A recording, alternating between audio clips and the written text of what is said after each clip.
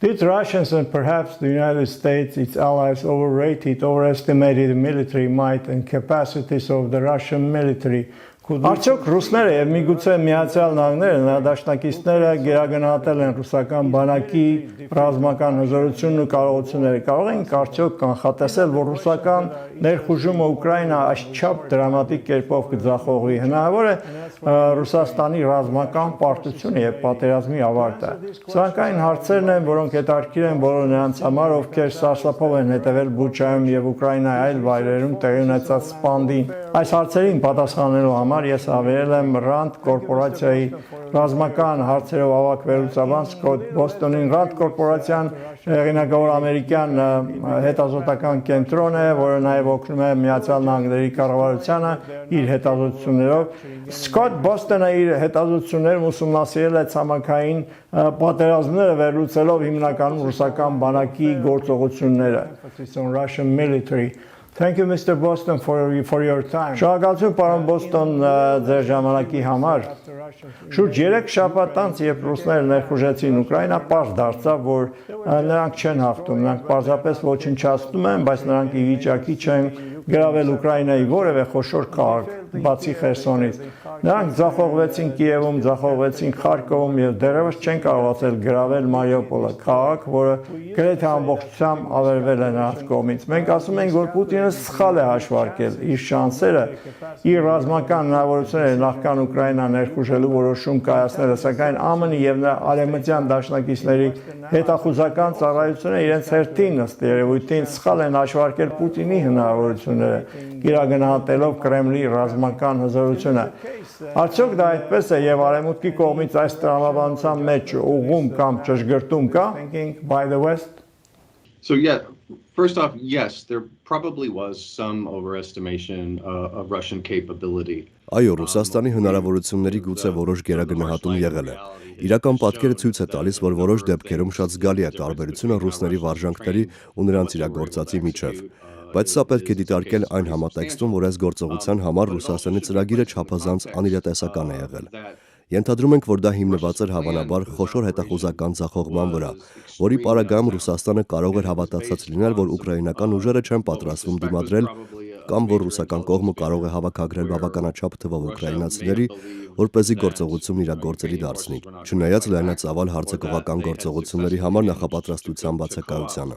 Եվ դա իրականում այն է, ինչ մենք տեսանք։ Նրանք պատրաստ չէին արագ անցնել ուժի լայնածավալ կիրառմամբ իրենց օպերատիվ նպատակներին հասնելու համար։ Նրանք բավականին արագ խրվեցին եւ ստիպված եղան փոխել իրենց ծրագիրը ճանապարհի կեսին, ինչը նրանց լավ անել չհաջողվեց. To large-scale employment of violence to achieve their operational objectives. They were stuck pretty quickly and had to change their plan in mid-stride, which they have not done very well. What is the problem with the Russian military? Why did they? Որն է ռուս զինվորականների խնդիրը, ինչու նրանք ձախողվեցին մարտի դաշտում, թեև նրանք դաժան էին քաղաքացիական եւ ռազմական օբյեկտների վրա հրթիռային հարձակումների ժամանակ, հիմնականում անօգնական էին ցամաքային գործողությունները, որպես ԱՄՆ-ի բանակի նախկին դաշտային սպա եւ այս ոլորտում հայտնի փորձագետ, ինչպես է վերցանում ռուս դաշտային հրամանատարների, ռուսական բանակի գեներալների ռազմական միտքը, ինչու են նրանք այդքան անարդյունավետ եւ այդքան անօգնական ուկրաինական շատ շարժուն եւ կարող ուժերի դեմ։ Խոսքը ցամաքային ուժերի մասին է. Mobile and capable Ukrainian forces. So the first and probably the most important challenge that they have created for themselves is utterly insufficient planning and preparation for the combat operation. Առաջին եւ հավանաբար ամենակարևոր մարտահրավերը, որ նրանք ստեղծել են իրենց համար, դա բացարձակապես անբավարար պլանավորումն ու մարտական գործողություններին վատ նախապատրաստվելն է։ Դա իր մեջ ունի բազմաթիվ ասպեկտներ։ Բոլորը զարմացած էին, թե ինչպես ամեն ինչ ընթացավ, եւ բոլորը զարմացած էին տարբեր պատճառներով։ Միացյալ Նահանգները, ավելի ճիշտ Արևմուտքը եւ հատկապես արևմտյան հետախուզական հանրությունը աճող մտահոգությամբ հետևում էր ռուսական զորքերի կուտակմանը, քանի որ ինչպես պարզվեց հետագայում, նրանք ճիշտ էին կարծում, որ Ռուսաստանը պատրաստվում է ներխուժել Ուկրաինա, բայց նրանք զարմացած էին, որ Ռուսաստանը բավարար չափով չի պատրաստվել դա արդյունավետ անելու համար։ Ուկրաինան տեսավ ռուսական նախապատրաստությունները եւ իրականում չէր հավատում, որ Ռուսաստանը պատրաստվում է ներխուժել, քանի որ նրանց չէր թվում, թե իրենց տեսածը հարձակման նախապատրաստում է։ Նրանք դա տեսան միայն ներխուժումից օրեր առաջ, երբ ռուսական նախապատրաստությունների ծավալը աճել էր։ Այսպիսով նրանք զարմացել են, որ Ռուսաստանն իրականում հարձակվելու է առանց բավարար չափով նախապատրաստական աշխատանքների։ Եվ իհարկե ամենամեծ անակնկալն այն էր, որ Ռուսաստանը 5 ամիս ծախսելով ուժեր կուտակելով Ուկրաինայի շուրջ, ուժեր ուղարկելով հազարավոր կիլոմետրեր արևելյան ռազմական շրջանից դեպի Բելարուս, գործնականում չէր պլանավորել այնպիսի գործողություն, որը իրականում կհանդիպի դիմադրության այնպիսի մակարդակի, որին նա հետագայում հանդիպեց։ Կարծում եմ, որ նրանք շատ թերագնահատեցին Ուկրաինայի դիմադրելու կարողությունը։ Եվ ես կարծում եմ, որ նրանք ուղղակի թյուր էին ընկալում, թե ինչպիսի պատերազմի մեջ էին պատրաստվում մտնել։ Նրանք կարծում են, որ իրենց իրական վտանգն այն է, որ մարդիկ կիմանան, թե ինչ են պատրաստվում անել։ Եվ մենք կարծում ենք, որ նրանք շատ ծրագրեր գաղտնի են պահում նույնիսկ իրենց իսկ զինվորներից։ Իսկ հետո փորձեցին դա իրականացնել այնպես, որ կարծես դա 2014 թվականի Կրիմ ներխուժման շարունակությունը լիներ, երբ ուկրաինական ուժերը շփոթված էին եւ չկարողացան արդյունավետ դիմադրություն ցուցաբերել։ Այս պարագայում նմանատիպ կայծակնային գրոհ չստացվեց եւ ռուսական ուժերը աղետալի ձախողում ունեցան։ Կարծում եմ, որ նրանցից շաբաթներ են պահանջվել ուշքի գալու համար։ And then tried to carry this out like it was a sequel to the 2014 Crimea invasion, where Ukrainian forces were disrupted and did not effectively resist.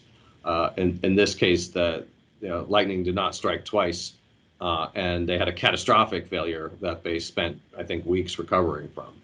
And how about the Russian army generals? Ինչ վերաբերում է ռուսական բանակի գեներալներին, ռուսների կողմից պատերազմ վարելու փիլիսոփայությունը ոչ միայն սարքավորումներ որոշ չափով հնացած են, այլև փիլիսոփայությունը այնպես չէ, որպես ռազմական փորձագետ։ Ինչ կասեք այդ մասին։ Նկատի ունեմ, որ նրանք ունեն այս ռազմավարությունը շրջափակել եւ հրթիռներով հարված հասնել քաղաքներին, ամեն ինչ գնդակոծել, ոչնչացնել եւ հետո ներս մտնել։ Այս դեպքում նրանք կտրուկ ձախողվեցին,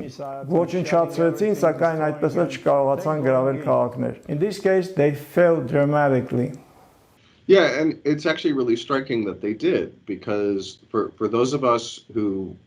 watched how Russia carried out operations in Syria, right, for the last several years. Այո, իրականում զարմանալի է, որ նրանք ձախողվեցին, որովհետև նրանք ովքեր հետևել են, թե ինչպես է Ռուսաստանը գործողություններ իրականացնում Սիրիայում վերջին մի քանի տարիների ընթացքում, ովքեր հետևել են, թե ինչպես են նրանք վարժվում, կարող են վկայել, որ դիտարկված շատ բաներ այստեղ պակասում էին։ Նրանք ակնհայտորեն թերանում են օդուժի արդյունավետ կիրառման հարցում, առնվազն առաջնագծից այն կողմ։ Նրանք չկարողացան խորը հարվածներ հասցնել, ինչը մենք ակնկալում էինք։ Նրանք կարծես թե իրականում չեն էլ փորձել անել դա։ Նրանք օգտագործել են մեծ թվով հեռահար հարվածային համակարգեր, ինչպիսիք են թևավոր հրթիռները եւ բալիստիկ հրթիռները շատ արդյունավետ կերպով։ Ամբողջովին պարզ չէ, թե ինչու նրանք դրանք ավելի արդյունավետ չեն օգտագործել։ Ես կպնդեի, որ իրականում Ռուսաստանն ունի դրանք այլ կերպ օգտագործելու դոկտրինա, բայց նրանք դա չարեցին հակամարտության սկզբում, ինչի պատճառը կարող է լինել այն, որ նրանք կարծում են, որ գրավելուց հետո նրանց կհաջողվի պահել Ուկրաինան իրենց վերահսկողության տակ եւ չէին ցանկանում մեծ վնաս հասցնել երկրին։ Հետագայում կարծում եմ նրանք ավելի քիչ պատկերացում ունեին, թե ինչ են փորձում անել այնտեղ։ Հյուսիսում շատ գործողություններ եղան, սակայն ի վերջո նրանք ստիպված են եղել նահանջել։ Հիմա կարծես թե կրկնապատկվում են իրենց ջանքերը Դոնբասում, Դոնեցկի եւ Լուգանսկի մարզերում։ Ակնկալում եմ, որ մենք հավանաբար ռուսական կողմի հարձակողական գործողությունների ականատես կդառնանք։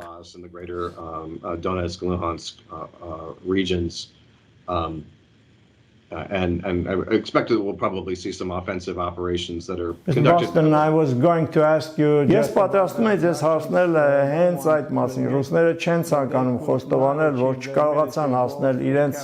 ռազմական նպատակներին, գրավել Կիևը, ծնկի բերելով ամբողջ երկիրը, ստիպելով կառավարությանը հանձնվել։ Հիմա ասում են, թե դա երբեք իրենց նպատակը չի եղել։ Նրանք նույնիսկ հերքում են այն լուրը, թե ցանկանում էին տապալել Զելենսկու կառավարությունը եւ նույնիսկ սպանել նրան։ Նրանք այժմ ասում են, թե իրենք հասել են իրենց ռազմական նպատակներին, առաջին փուլում այն է նվազեցնել ուկրաինական ռազմական կարողությունները, ինչը կանխի հետագա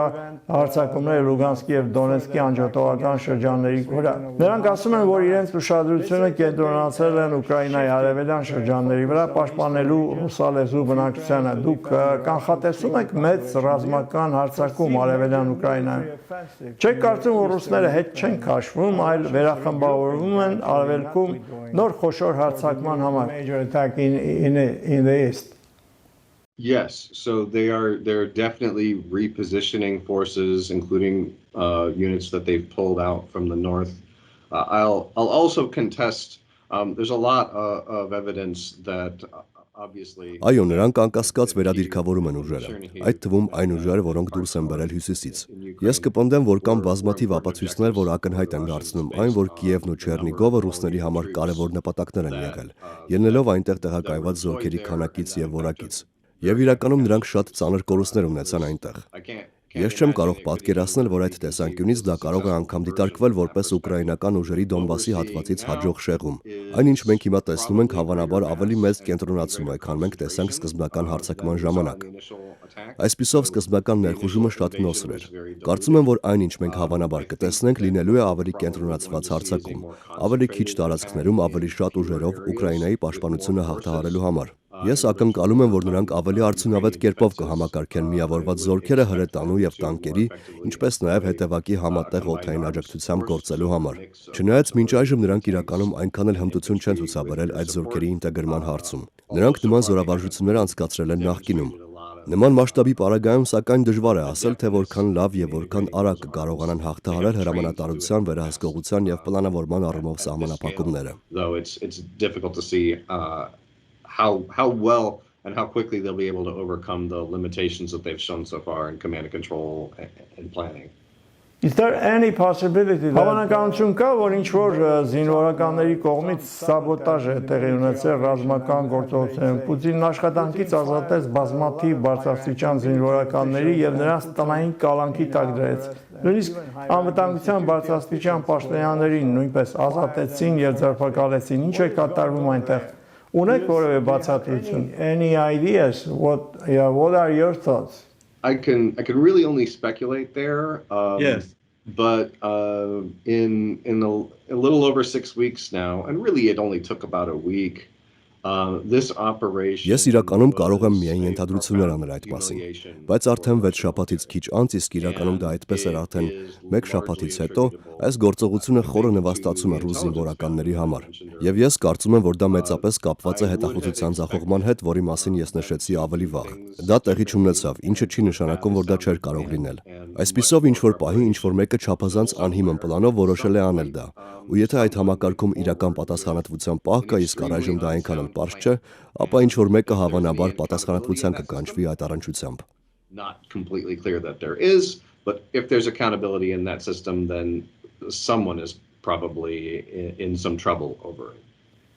Now let's talk about the other part of Ukraine. Անդրադառնանք մյուս մասին ուկրաինական ուժերին, նախ ձեր գնահատական, ինչու են նրանք այդքան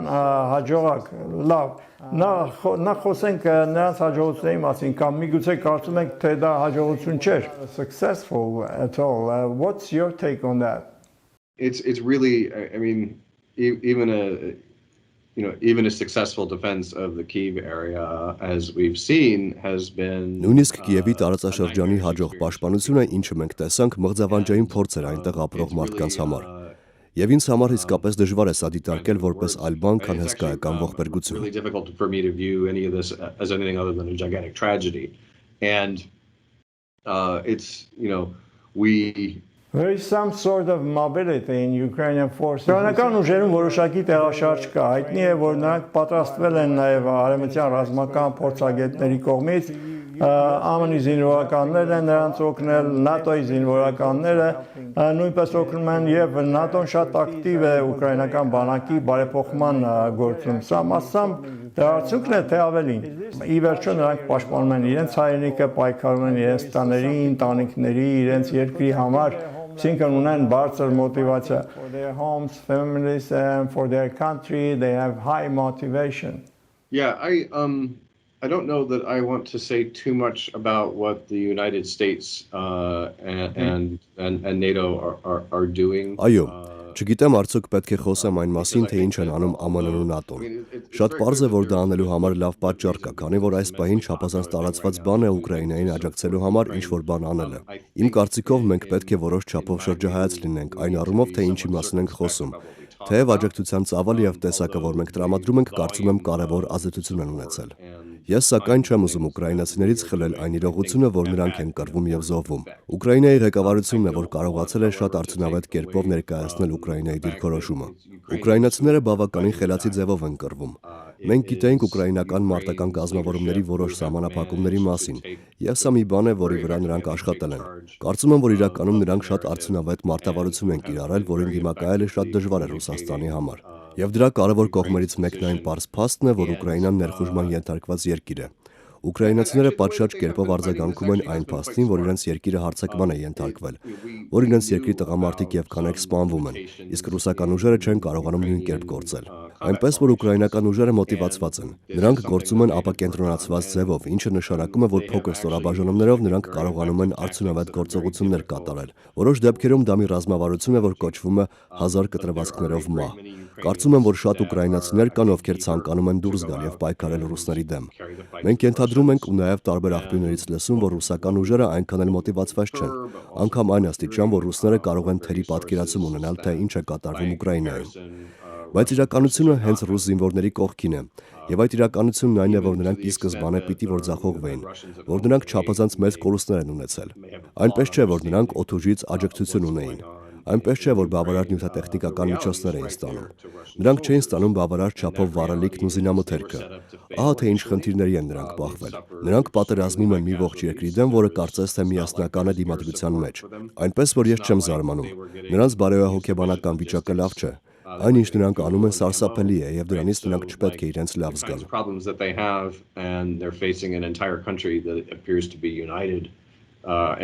In resistance. So I'm not surprised if their morale is not good. What they're doing is terrible, and they shouldn't feel good about it. And what if the sanctions don't work? There is an opinion that sanctions is գուցե պատժամիջոցները չեն աշխատում։ Կարծիք կա, որ պատժամիջոցները չեն ստիպի Պուտինին դադարեցնել պատերազմը, եւ որ շարքային ռուսները կհավատան Կրեմլի քարոզչական բնդումներին, թե արևմուտքը փորձում է ոչնչացնել Ռուսաստանը։ Դա իրականում կարող է համախմբել մարդկանց Պուտինի շուրջ, ինչպես դա եղել է մինչև այժմ։ Փորձագետները առաջարկություններ են անում, որ արևմուտքը տնտեսական եւ ոչ ռազմական բնույթի պատժամիջոցներին զուգահեռ պետք է նաև կտրուկ բարձրացնի Ուկրաինային տրամադրվող ռազմական օգնության որակը, տրամադրելով պատերազմ վարելու ավելի հարձակողական մահաբեր համակարգեր, ինչպիսիք են հակաօդային պաշտպանության համակարգեր։ Օրինակ, ՆԱՏՕ-ի որոշ անդամներ ունեն ռուսական արտադրության S-300 հակաօդային պաշտպանության համակարգեր, որոնք հեշտությամբ կարող են օգտագործվել ուկրաինական բանակի կողմից, քանի որ նրանք ծանոթ են այդ սարքավորումներին։ Ինչ կարծիք եք։ Եվ արդյոք Միացյալ Նահանգները բավականաչափ անում է Ուկրաինային ռազմական աջակցություն ցուցաբերելու համար, ո՞րն է ձեր կարծիքը։ Արդյոք ԱՄՆ-ը եւ Արևմուտքը պետք է ավելին տրամադրեն, քան հիմա են անում։ Արդյոք չափից ավելի զգուշավոր չեն ուկրաինացիներին ավելի բարձ սպառազինություն տրամադրելու հարցում, giving to Ukrainians more sophisticated weaponry? So the answer to that I can't answer because there's part of that is the political. Ես չեմ կարող պատասխանել այս հարցին, քանի որ դրա մի մասը քաղաքական որոշման հետ է կապված, առայն թե ինչպիսի էսկալացիայի վտանգներ կան։ Դրա հետ է կապված նաև տեղում ըմբռնումը, թե զենքի որ համակարգերն են առավել արդյունավետ։ Ի պատասխան ձեր մեկնաբանությանը պատժամիջոցների արդյունավետության վերաբերյալ ես կասեմ, որ տնտեսագետ չեմ, բայց կարծում եմ, որ այն ինչ մենք տեսնում ենք ժամանակի ընթացքում հուշում է, որ դրանք իրականում կարող են որոշակի ավելի երկարաժամկետ ազդեցություն ունենալ Ռուսաստանի կարողությունների վրա, բայց կարճաժամկետ հեռանկարում ցավոք ես պետք է համաձայնեմ ձեզ հետ, կամ համաձայնեմ այն մարդկանց հետ, որոնց կարծիքի վրա դուք հղում եք կատարում։ Բոլորովին էլ պարզ եմ, որ պատժամիջոցները պատերազմի արագ ավարտի կբերեն, եւ ես չեմ կարծում, որ դա անպայման տանում է ռուսական ռազմական պարտության։ Փաստն այն է, որ ռուսները մեծ ռազմական կարողություններ ունեն, եւ նրանք են ընտրում, թե ինչ ուղարկել եւ ինչ օգտագործել Ուկրաինայում։ Եթե ուզենան դադարեցնել, նրանց կմնա միայն դուրս գալ այնտեղից, բայց նրանք կանգ չեն առնում, նրանք ավելացնում են իրենց ջանքերը։ Հավանաբար մենք կարող ենք կռահել, որ առնվազն հնարավոր է, որ Պուտինը կշարունակի այս գործողությունը այնքան ժամանակ, մինչև որ նա կարող է արժանապատվորեն պնդել, որ հաղթանակ է ապահովել իր ժողովրդի համար, թեև դա ակնհայտորեն շատ ավելի պակաս կլինի, քան նրա ի սկզբանե ակնկալածը։ Ինչ վերաբերում է Ուկրաինային տրամադրվող աջակցությանը, ապա մասնավորապես հաշվի առնելով, թե ինչպես է Ռուսաստանը կիրառում իր ուժերը, Որոշ աջակցություն, որ տրամադրվել է, հնարավորություն է տվել անելու շատ ավելին, քան կարծում եմ մենք ակնկալում էինք։ Այն սահմանափակել է ռուսական ուժերի ավելի շատ տեղանք գրավելու հնարավորությունը, ու դա լավ է։ To seize more terrain and with all the additional kind of the negative impacts of that, that's a good thing. Do you think that ինչ է կարծում Ռուսաստանի ռազմական պարտությունը հնարավոր է, որը կարող է ստիպել նրանց դադարեցնել պատերազմը, կամ հնարավոր է պատերազմի դաշտում իրադարձնի այնպիսի աղետալի շրջադարձ, որը կարող է ստիպել Ռուսաստանին դադարեցնել պատերազմը։ Արդյոք նման տարբերակ հնարավոր է? Option here. I would like to think that there would be some way to do it, but I'm not totally sure what it would be. I mean, the truth is. Կուզենայի մտածել, որ դա անելու ինչ որ ձև կլինի, բայց ես լիովին վստահ չեմ, թե դա ինչ կլինի։ Ճշմարտությունն այն է, որ Ուկրաինան մինչ այժմ շատ արդյունավետ կերպով է դիմադրել Ռուսաստանին, թույլ չտալով նրան իր տարածքի զգալի մասը գրավել։ Ռուսաստանը թերևս բավականին շատ տարածք է գրավել Ուկրաինայի հարավում։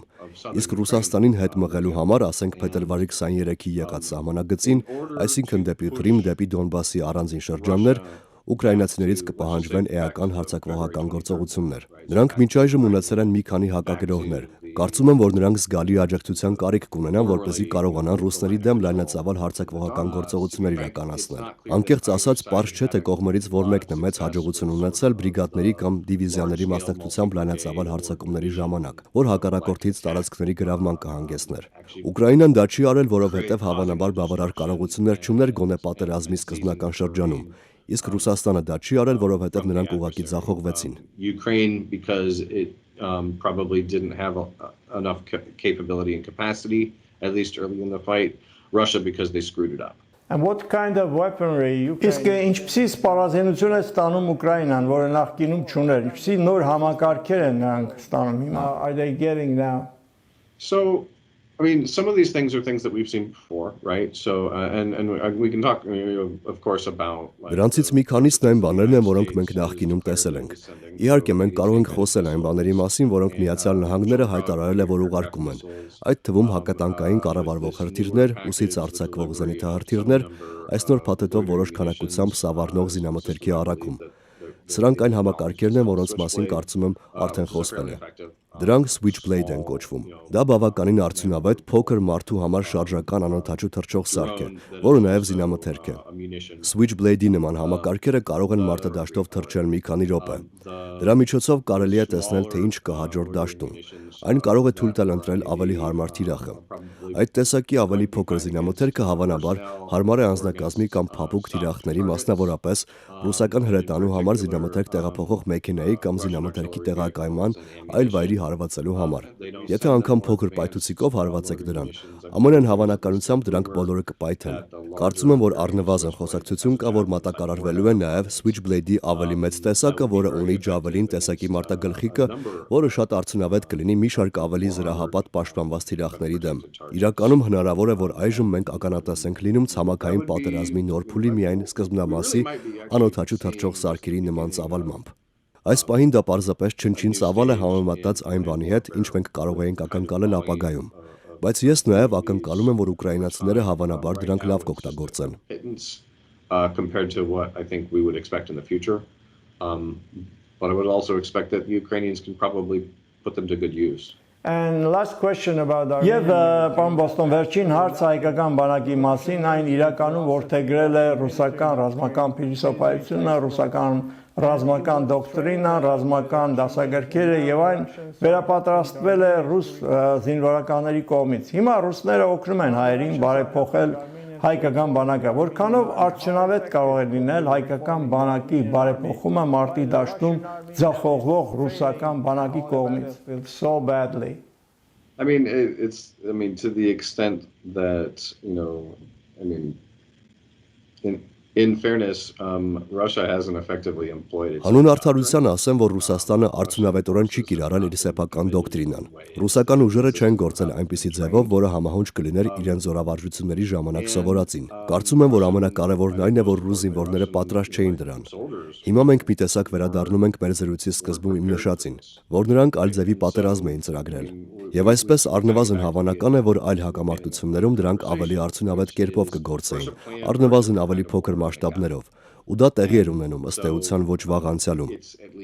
Նվազագույնը ցանկացած այլ զինվորականի տեսանկյունից կարելի է ուշադրությունը դարձնել այն սահմանափակումներին, որոնք դրսևորվեցին, հատկապես եթե նմանատիպ զինված ուժեր ունես, փորձելով թույլ չտալ այդ նույն սխալները։ Դա կլինի ողջամիտ մոտեցում։ Ուկրաինական պատերազմում բոլորը իրենց համար տարբեր բաներ են տեսնում, եւ դրա պատճառներից մեկն այն է, որ կա մի մեծ հատված, որ մենք ընդհանրապես չենք տեսնում։ Բայց դուք նաեւ կտեսնեք, որ արևմտյան զինվորականները խոսում են ենթասպայական կորպուսի կարևորության մասին, քանի որ Ռուսաստանը դա չունի։ Ուկրաինացի զինվորականները նույնպես պրոֆեսիոնալ ենթասպայական կորպուսի երկարատև ավանդույթ չունեն։ Ուկրաինական զինուժը նախկինում խորհրդային բանակի մաս է կազմել։ Այսպիսով անպայման չէ, որ դա է բացատրությունը։ Կան շատ տարբեր բաներ։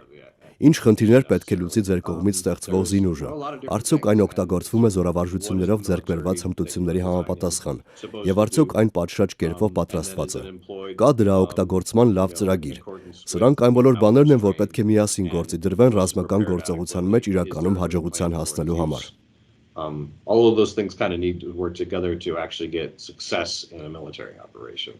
if that makes sense. And thank you very much. Շատ շնորհակալ եմ պարոն Բոստոն, հուսով եմ այս թեմայի շուրջ կարող ենք խոսել նաև ապագայում։ Շնորհակալություն։ Thank you.